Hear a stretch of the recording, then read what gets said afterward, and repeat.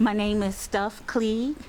I seen the movie and the whole background was the palace. So I Googled it, I found it. I was like, oh my God, this is really a real place. I have to go.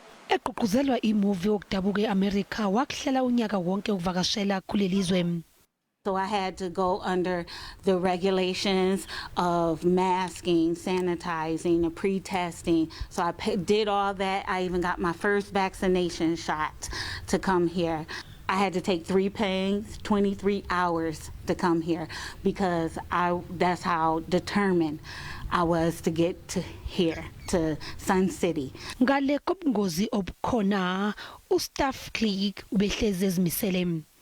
I am a healthcare worker and I have seen the suffering of the ones left behind, and that made me realize that time doesn't wait for anyone and that you must grab the time now, and that time you can never retrieve it. You can never get that back. So while they tell you to put your life on hold, I don't think you should live, but live safely. Ukuba lapha kumnqobise izihibe eziningi. I conquered some fears. While here, I'm very afraid of heights.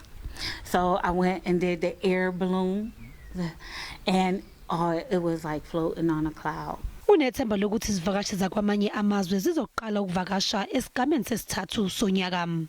Sun City is really reliant on the international guests as much as it is reliant on the local customers. But not having the international guests has really put a pressure on us, and we're really hoping her visit will spark the interest from the international tourists to want to visit South Africa. And then also it will take away that fear that people will have that maybe the COVID it's still rife in the resort. Umbungazo wosuku lwakhe lokuzalwa uhlotshiswe ngomcimbi onomuzwa wase-Afrika.